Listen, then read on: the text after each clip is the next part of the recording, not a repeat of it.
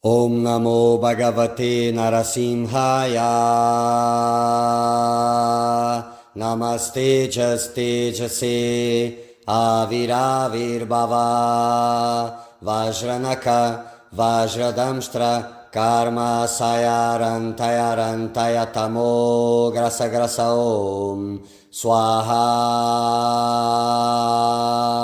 Abhaya Abhayatmani Burishta Om Shrom.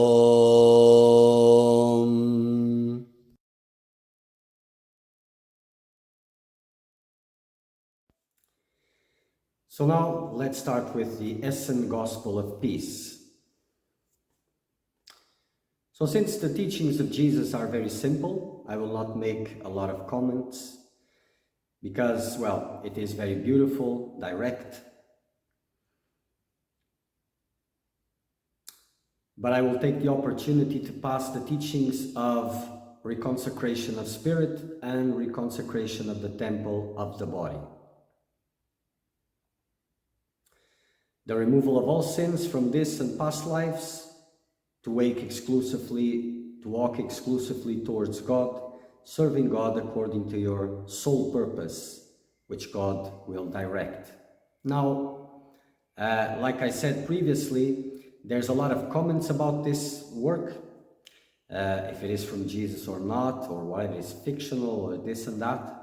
But one thing I can say, apart from the structure of teachings about the path towards God, which is very beautiful, this reconsecration of the temple of the body is not a knowledge from here. This is divine knowledge.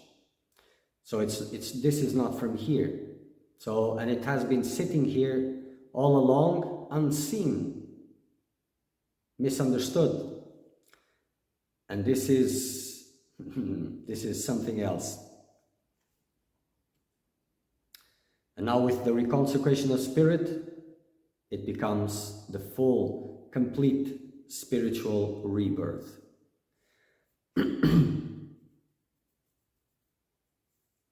So, for the removal of sins, we must deal with the one who holds the sins, and that is demons, or who Jesus calls Satan.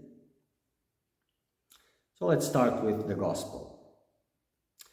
And then many sick and maimed came to Jesus, asking him, "If you know all things, tell us, why do we suffer with these grievous plagues? Why are we not whole like other men?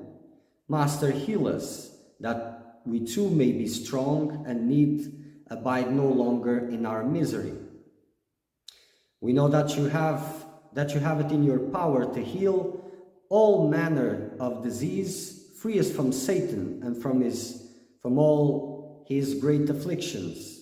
Master, have compassion on us." So this condition of these beings that came to Jesus, they came in a desperate way, afflicted, very afflicted with diseases.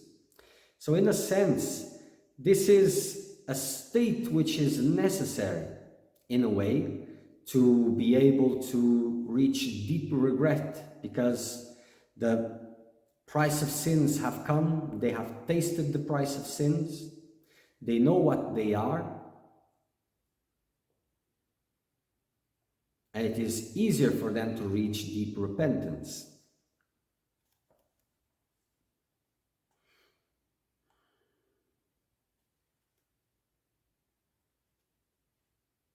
And for example, when we go through the process of reconsecration of the body, which Jesus teaches here, it's not something that someone in normal conditions would do.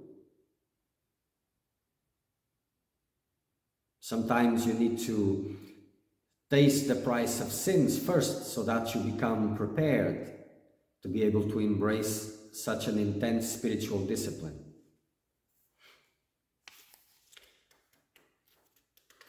So only a great spiritual thirst or a great problem these days to take someone to God. So most do not question their behavior, nor do they seek real help, because the price of sins comes slowly. Time is not that quick to return the sins, so the majority doesn't think that they even need help. Normally, it is only when the price arrives, when the illnesses, physical, emotional, mental, or spiritual, only when these arrive and when the scapegoats run out, then an opportunity opens up, because it's always someone else's fault that this is happening. There's always scapegoats, because scapegoats protect your integrity, the integrity of your actions, the direction that you are undertaking. But understand, suffering is yours. It is coming to you. There's no one else to blame. Because in suffering and in loneliness, it becomes clear that there is nowhere to run, no one to blame. Someday, all of those excuses end and things become clear. Now, there is another type of illness much more despicable than the physical one, which is contagious and much more harmful. As the physical illnesses ends with the death of the body, this others continues incarnation after incarnation, spreading infinitely in family lines, passing from parents to children, and in the next incarnation it continues all over again, infecting entire generations, until the connection is severe or the corruption is full.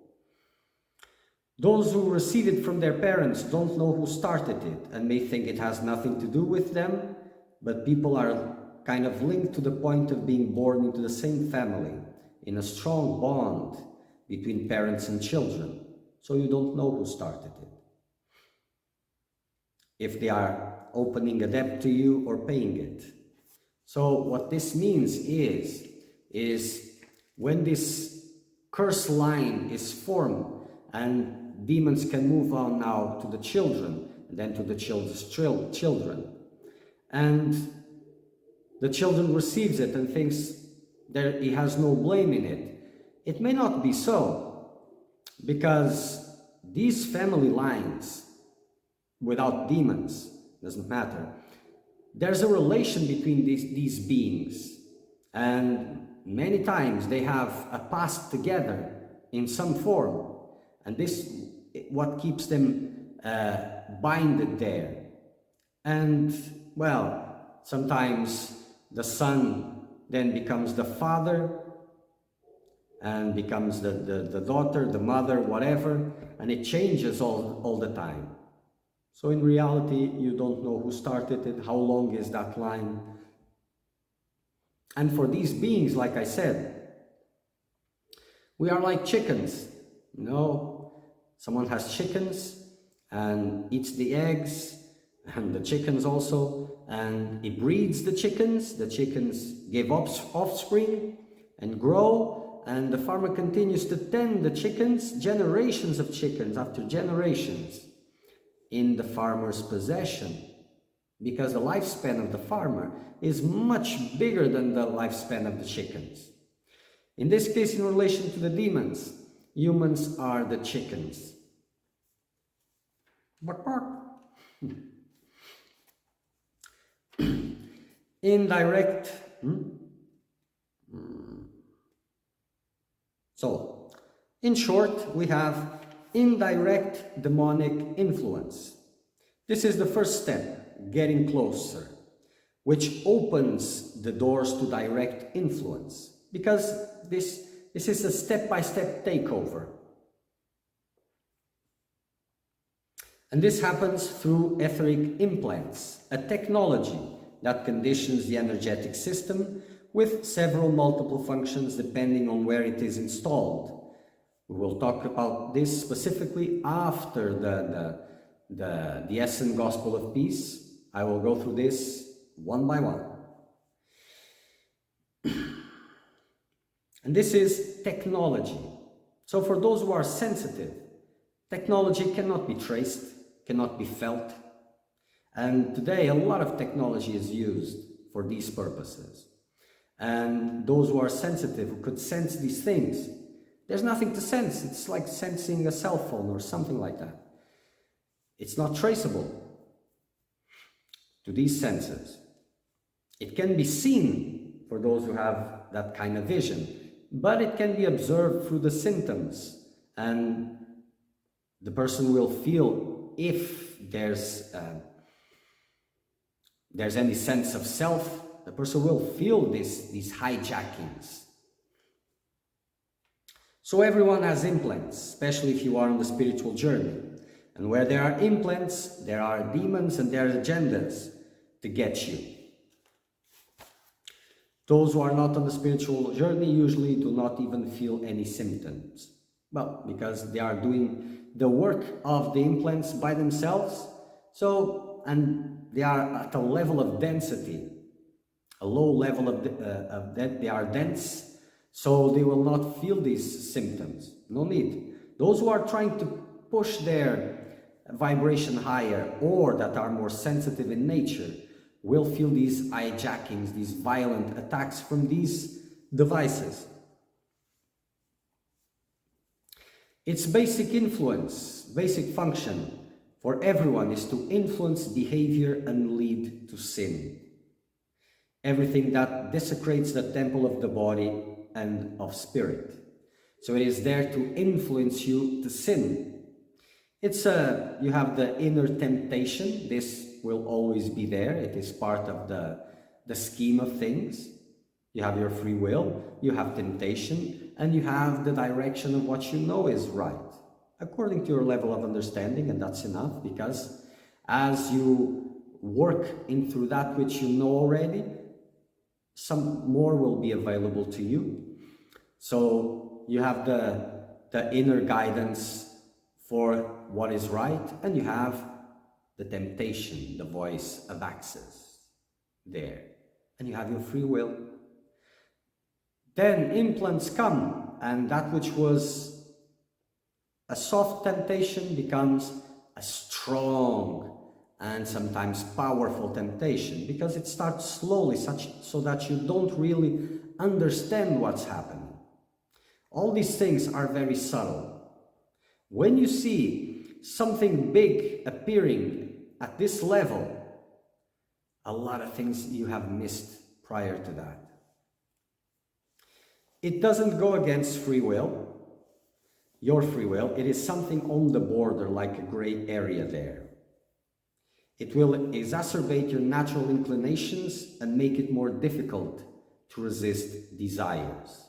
So this is its primary function, because it has been upgraded. We will go to that then. It has other more warlike functions for spiritual seekers, preventing energy from rising too much. When meditation practice intensifies, it starts with a headache, or negativity intensifies, or anxieties attacks begins, which sometimes lead to the breakdown of sanity. It can happen. And then these people are used by these beings as they weaponized. So they become like tools in their hands.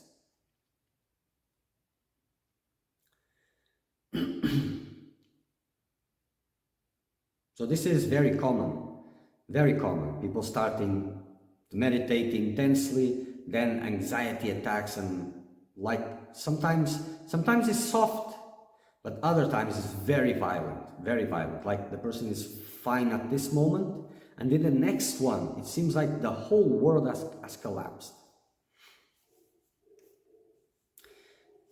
And it also serves to drain your energy directly to these demonic entities when they already have access to you. With this technology, you don't need to always have a demon with you, but it is as if you did. So they are more hidden from those who are sensitive. It's like a portal that it's undetectable, an access that connects you to very dark places, like a network of tunnels to different places for different demons. So this is a little bit too much, isn't it? But that's how it goes.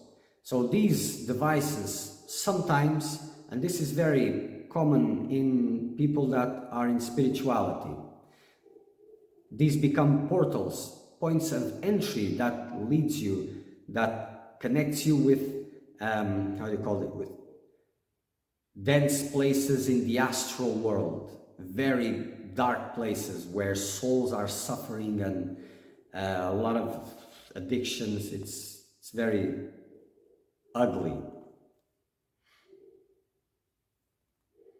And it's undetectable because it's a portal. So, and for example, you go to a spiritual place, and if the vibration is high, if there's no room for these beings, they just wait outside, wait for you. They don't come there because they are not attached. They have access, but they don't need to be there all the time. When they get the chance, the opportunity to get into that place, then they will come. Or when certain other things happen, which I will go into detail when I go into this demon subject more clearly and the sins more clearly after the DSM Gospel of Peace. So these portals will be there for demons to enter for different purposes. Feeding is one, to feed, or to increase their network of influence. For example, during sexual relations or spiritual work with energy or something like that, they will come at these moments, because these are ways they can go from you to other people to extend their line of influence. We will go to this also in detail. And we have direct demonic influence. Direct demonic influence can be an access to you in which these beings do not occupy your body, but have an access, an energy entry point, together with implants. Or when they occupy the body, but do not take control of it. You just live there, housed in different places. Sometimes people feel them in different places of the body, just staying there, sometimes moving from one place to another. But they are there, they are influencing you, they are working with your energetic body, feeding or corrupting your mind, corrupting everything.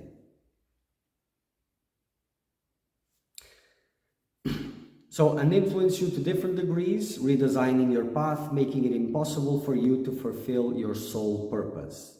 So this is one of their needs, is that seekers, especially those who are in the spiritual path, do not fulfill their soul purpose. Like I've explained previously, a seeker of truth, a devotee, is the biggest threat to these beings. Not the biggest, but they can become more. But in this world, what they represent, yes, we can say it is the biggest, because this is the realm where they fight to conquer.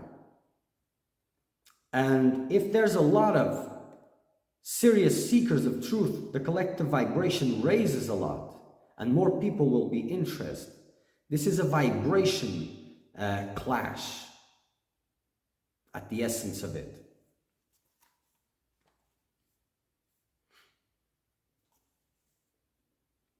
It happens a lot in more advanced souls who, being recognized by their, let's say, by their light, are attacked from birth or before getting birth, so that they never fulfill their spiritual mission, or that they serve them knowingly or not, because an advanced soul is a very good tool for these beings.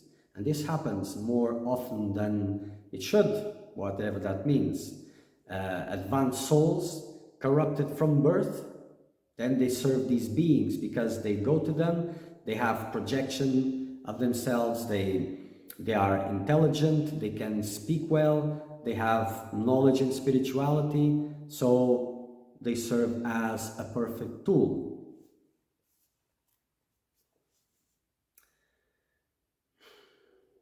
And demonic possession, of course, in which the demon takes possession of your body from your subtle bodies at different levels of progression with different agendas. Destruction for the sake of destruction, and for the sake of feeding, of course. Much less used because it reveals them. So this is a long time ago, in the times of Jesus. This was more, and even in more recent times, we hear these stories about people being possessed and breaking everything and doing a lot of sorts of things that is only seen now in movies. But this was more common. Now it's less common because, well, it's not good for their agenda, it reveals them. So no good.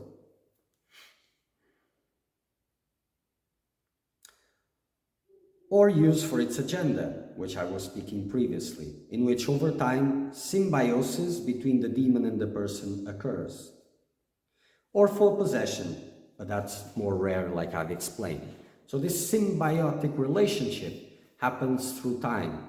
So you may have noticed some people that have some features, some demon-like features.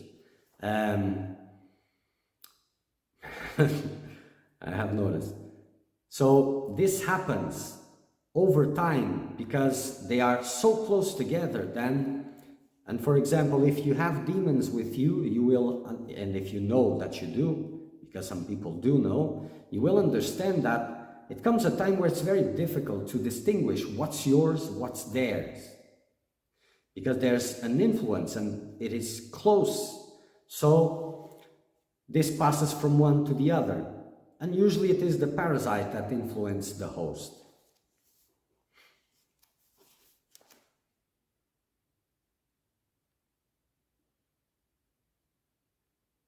Usually, but not exclusively. There are situations where the parasite, in the presence of intense spiritual practices, in the reconsecration of the temple of spirit, that demon may be transformed and released.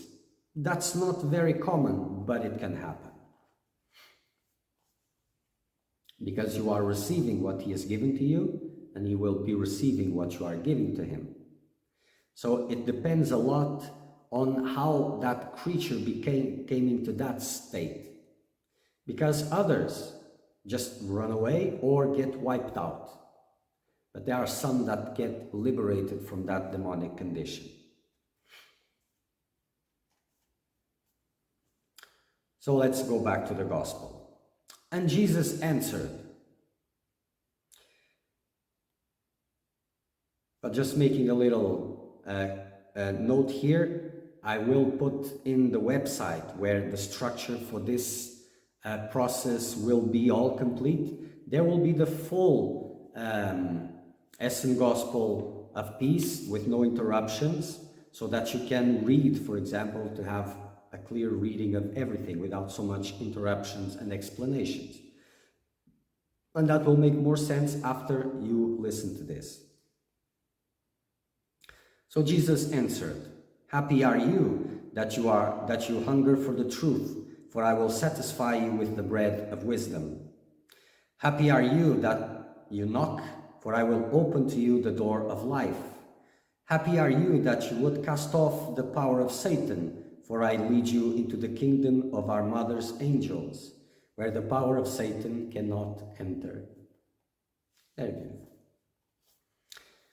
So, it is an auspicious moment when one seeks a master and asks for help, understanding, wisdom, especially with the level of will that the afflicted person has.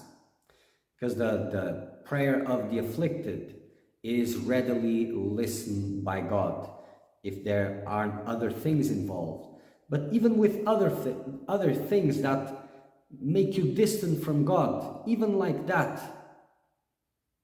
your prayer in affliction is heard. After that, life is never the same, as we will see. The difficulties and doubts that lead a being to a master are in a certain way irrelevant. As those doubts, because when you bring the doubts to a master, you are opening a door. And through that door, the master can put something. So, and usually puts much more than you were asking. So, what are the doubts that are taking you? Irrelevant. It is that door that is being opened which is relevant. Sometimes in deep agony, the greatest of opportunity arises, and these sick people, due to their pain, clinging to the Master's teachings, which would otherwise be impossible. Because in this deep agony, there's this preparedness that gives you an extra incentive to hold on to the words of the Master. And when you're not under this agony, your pride is high, everything is high, so you will listen to the words. You may even contemplate on them, but it's much more difficult to embrace them intensely. So knowing that you are in the hands of evil, enslaved, is a good incentive to change your life, your values, your alignment. But when you reach this level, it seems impossible. This is the counter. This is the downside, because when you reach this level of corruption, when you have demons on you, it seems impossible to get out from that situation. But it's not. Like I said previously, for God, nothing is impossible. The one who's under demonic influence has become a slave, the property of demons. Demons have rights over him. It is a contagious slavery, which is passed on to children and children's children.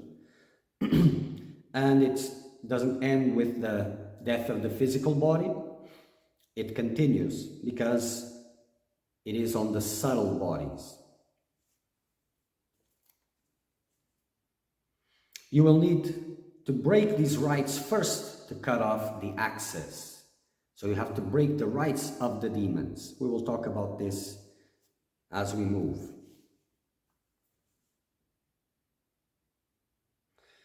But in the case of someone who has been under this influence for a long time, just a miracle, just divine intervention, otherwise it is impossible.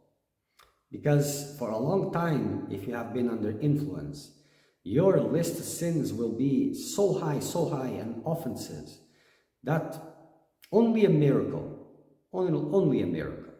And that can only happen through deep repentance, through deep sincerity, and through deep redemption. Redemption is very important. Moving on with the gospel. And they ask him in amazement, "Who is our mother? And which are her angels? And where is her kingdom?" And Jesus answered, "Your mother is in you, and you in her. She bore you, she gives you life.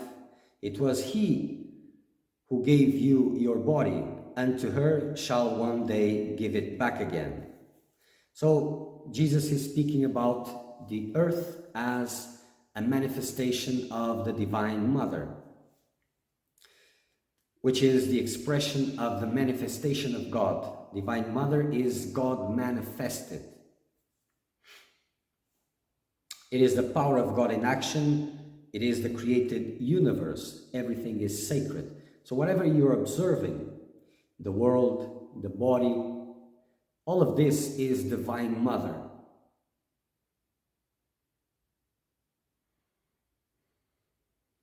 It is the manifestation of God. And that which, the life of it all, that is what is called the Father.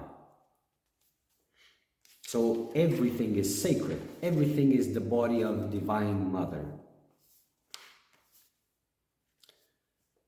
Moving on with the Gospel. "Happy are you when you come to know her and her kingdom. If you receive your mother's angels, and if you respect her laws, I tell you truly, he who does these things shall never see disease. For the power of our mother is above all, and it destroys Satan and his kingdom, and has rule over all your bodies and all living things." So your vision, the vision of sacredness, connects to the mother, and this destroys Satan's kingdom. So Satan prospers in those eyes where sacredness is not there. whose heart is close to the divine. And this is why also that when there's a demon with the person or more, whatever, sacredness is very difficult. If devotion is closed, the person feels dryness, cannot feel devotion, or very, very rarely. And if it bursts out by intense practices, it just shuts off immediately.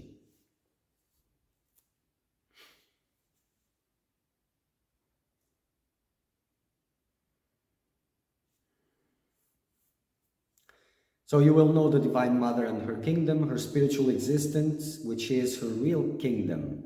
So what your physical eyes are perceiving, this is not Divine Mother. Your eyes need to be full of sacredness, then here she is manifested. But everything is the Divine Mother, everything is God. The manifested expression of God is what you call the world, your body, everything. So respect the laws of nature, the divine laws that govern the body, and the spiritual laws, and the purpose for which Mother gave the body, and that is to realize God in its fullness. The Gospel.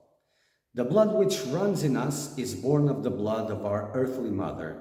Her blood falls from the clouds, leaps from the womb of the earth, babbles in the brooks of the mountains, flows wide in the rivers of the plains, sleeps in the lakes, rages mightily in tempestuous seas. And the air which we breathe is born of the breath of our earthly mother.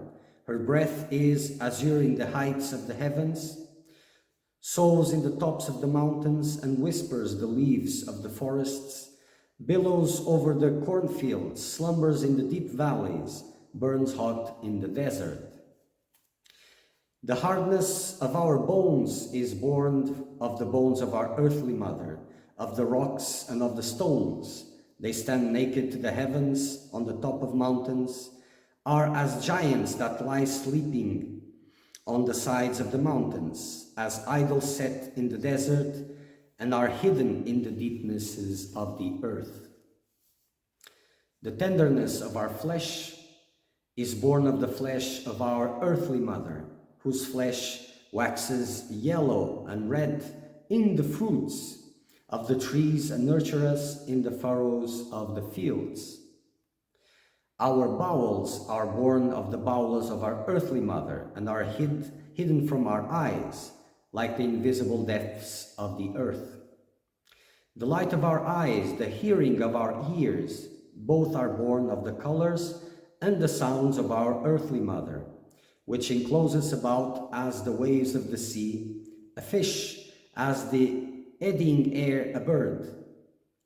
I tell you in very truth, man is the son of the earthly mother, and from her did the Son of Man receive his whole body, even as the body of a newborn baby is born of the womb of his mother. I tell you truly, you are one with the earthly mother, she is in you, and you in her. Of her you are born, in her you die, and to her shall you return again.